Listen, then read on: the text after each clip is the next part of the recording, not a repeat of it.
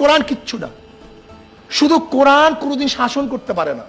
কোরআন ও সুন্নাহ শব্দ ব্যবহার করতে হবে। কোরআন ও সুন্নাহ শব্দ ব্যবহার করতে হবে। যদি শুধু কোরআন কোরআন বলেন, হাজারো জায়গায় ডিস্টার্ব হবে, যা চিন্তাও করতে পারবেন না। এর জন্য আমি প্রত্যেকটা বক্তব্যকে বলবো, যখনই বলুন কোরআন সুন্নাহ, কোরআন সুন্নাহ, কোরআন সুন্নাহর আইন, শুধু কোরআন কোরআন, এটা ঠিক না। এটা হালে কোরআনিয়াদের একটা সাবজেক্ট। এর মধ্যে মারাত্মক ভাবে একটা দর্শনের গলত আছে। কোরআন ও সুন্নাহ, কোরআন ও সুন্নাহ। কারণ কোরআন হাজারো, যেমন নামাজের কথা বলছে কোরআন, কিন্তু 5 ওয়াক্তের ব্যাখ্যা কোরআনের মধ্যে নেই। ইন্নাস সালাতা কানাত আলাল মুমিনিনা কিতাবাম মাওকুতা। ওয়াক্ত মতো নামাজ পড়া, কোন ওয়াক্ত কোন সময় শুরু হবে, এটা কোরআনের মধ্যে ব্যাখ্যা নেই। আপনি কিভাবে নামাজ পড়বেন আমাকে বলেন তো? রোজার গোটা ব্যাখ্যা, কিভাবে রোজা রাখতে হবে, কিভাবে রোজা ছাড়তে হবে, কোন সময় রোজা রাখতে হবে, কোন সময় রোজা ছাড়তে হবে, এর ব্যাখ্যা কোরআনের মধ্যে নাই। আপনি কোরআন দিয়ে কি করবেন আমাকে বলেন তো? হজের পুরা ব্যাখ্যা কোরআনের মধ্যে নেই। জাকাতের পুরা ব্যাখ্যা কোরআনের মধ্যে নেই। চুরি করলে কি পরিমাণ চুরি করলে, কখন চুরি করলে, কোন অবস্থায় চুরি করলে, এর ব্যাখ্যা কোরআনের মধ্যে নাই।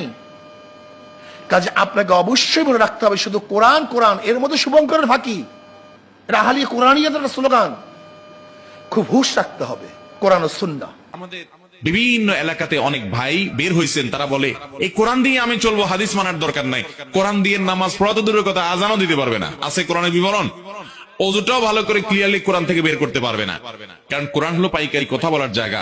আল্লাহ তাআলা কোরআন শুধু দেন নাই, যে আল্লাহ তাআলা কোরআন দিয়েছেন, কোরআন ব্যাখ্যা করার জন্য রাসূলও দিয়েছেন। আপনি কিতাবুল্লাহ নিবেন, রেজালুল্লাহ নিবেন না। কিতাব নিবেন কিন্তু আল্লাহ রাসূলেরটা নিবেন না, আপনি কখনো মুসলমান হতে পারবেন? পরিষ্কার ভাবে বলে রাখি, যে সমস্ত ভাইরা বিভ্রান্তিতে আছেন, আমি শপথ করে বলতে পারি আমার শপথ ভঙ্গ হবে না। এগুলো সবগুলো ইহুদি খ্রিস্টানদের ষড়যন্ত্র, মুসলমানদেরকে ইসলাম থেকে বিচ্যুত করবার জন্য হাদিস থেকে সরায় কোরআনে নিয়ে আসে। কারণ শুধু কোরআন এসে হাতায় কিছু পাবে না, একটা সময় সে বেঈমান হয়ে যাবে। এই ভয়ঙ্কর ষড়যন্ত্র থেকে আল্লাহ আমাদেরকে বেঁচে থাকার তৌফিক দান করুন। কেউ যদি বলে আমি কোরআন মানি, নবীর হাদিস মানি না, সুস্পষ্ট কাফের, কোনো সন্দেহ নাই। সন্দেহ আছে? কোরআন এবং হাদিস এই দুটো পিলারের উপরে দাঁড়িয়ে আছে ইসলাম। ইজমা কিয়াস আছে, কিন্তু মূল থিম হচ্ছে কোরআন এবং হাদিস, এর উপর দাঁড়িয়ে আছে ইসলাম।